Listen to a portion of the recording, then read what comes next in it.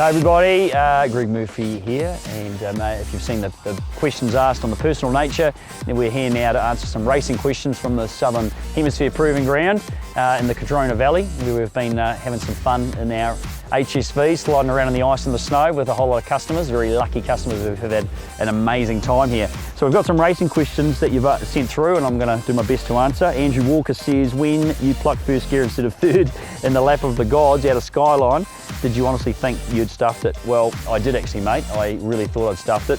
I came out of the dipper actually, second gear.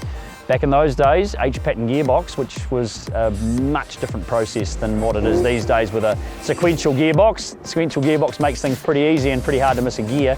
Came out of the dipper, slotted first instead of third, and at that point, I really thought that I'd made it stuff up and I was not going to end up in pole position. But fortunately, the run from the dipper to the next braking point was quite a small one, and I only lost a couple of tenths of a second. So now that the record's been broken, well, and it's been dropped into the fives, that couple of tenths probably didn't matter so much.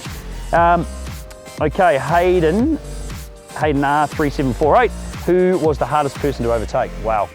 The list is long. The list is very long. We've some amazing drivers out there who were brilliant at what they did, and they were always hard to pass. But I don't know if anyone was a standout as such. John Bowe was always a tough guy to get past. He was a very, very cunning driver, and so I knew he was hard. Larry Perkins was hard. Russell Ingall was hard. Everybody was pretty hard. So I don't know if anyone is a big standout, but when you're as good as all the guys that we used to race against, that's your job, not to let anyone past. Now, B. Perryman, who was your favourite driver out of anyone in the world? That's an interesting one. I'm not really sort of built that way. I don't have that kind of way of looking at things as a favourite driver, but I suppose an era that I really enjoy looking at and have respect for the drivers was back in the Can-Am days, the sort of the 60s, the early 70s, and Formula One at that stage as well. The likes of the Chris Amons and the Bruce McLarens and the Denny Holmes and the Jackie Stewarts and all those guys. I mean, just a huge list. James Hunt, Niki Lauda. They were just phenomenal race car drivers, and they were doing it in an era which was incredibly dangerous, as we know. So, incredible respect for those guys, and I think that era is now becoming more interesting to a lot more people than what it's ever been before, because of actually what they did and what they achieved through those times. Right, next question.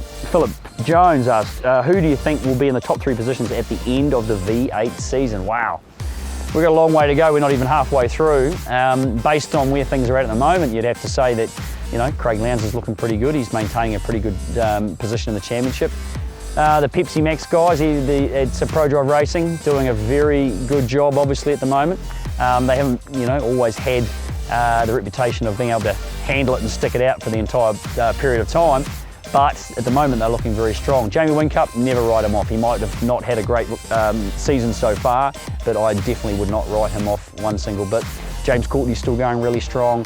The list is long. Shane Van Gisbergen and Fabian Coulthard's being very consistent. So you've got to be pretty brave to pick the top 3 right now, and I'm probably not that brave. Right, Jeff Pierce, which car do you like driving the most out of all the V8 supercars, and why? I've been pretty lucky to drive the ones I have done, and the thing about Car of the Future is they're all quite similar. The chassis are all very much the same. It's the engines and the aerodynamics that are very different. And I just enjoyed the opportunity to actually drive something different, I suppose, than what I've always driven. And I'm a old man through and always will be. But to have the opportunity to drive some other cars has been quite interesting, and been quite lucky to do it. Beno51, what's the best section of track you have ever raced on? Wow. I find it really hard to go past, from the cutting down to Forest Elbow at Bathurst. I think that is one of the best pieces of road you'll ever race on anywhere in the world. There's some other amazing racetracks that I haven't been to that I'd like to, which potentially might be comparable. Le Mans is very special. The Porsche curves at Le Mans are just some of the toughest corners you'll ever race on, but I find it tough to go past the section of track at Bathurst that I mentioned before. Santi Torres, in which international circuit would you love to race in a V8 supercar? Wow. I was really disappointed in 2013 that I didn't get to race in Austin in Texas, because I reckon that track looked pretty spectacular. mate, I think the opportunity to take our V8 supercars to Europe and race them somewhere like Spa would just be phenomenal. I don't think it's going to happen, but phenomenal. When we went to Shanghai all those years ago, 2005, Shanghai was an amazing racetrack. We were pretty fortunate to race there. I think there's probably a lot of racetracks around the world we'd love to take our supercars to where they perform really, really well. Who else we got? Demon Girl 51. Miss seeing you, Steer Murph. Any chance we'll see you back in a race car of some description in the future? You never know. I certainly would still like to do a little bit of racing. It doesn't have to be, on the professional nature, but I did a rally a few weeks ago, which I really enjoyed, and I hope to do some more rallying here in New Zealand at some stage too, because it's a totally different discipline, but a lot of fun. So hopefully that answers all your questions. Really appreciate you sending them in. And I'm going to sign off here at a very cold, it's about -2 degrees, Southern Hemisphere proving ground, and go off and do some more skids in an HSV. The boys are doing them right now.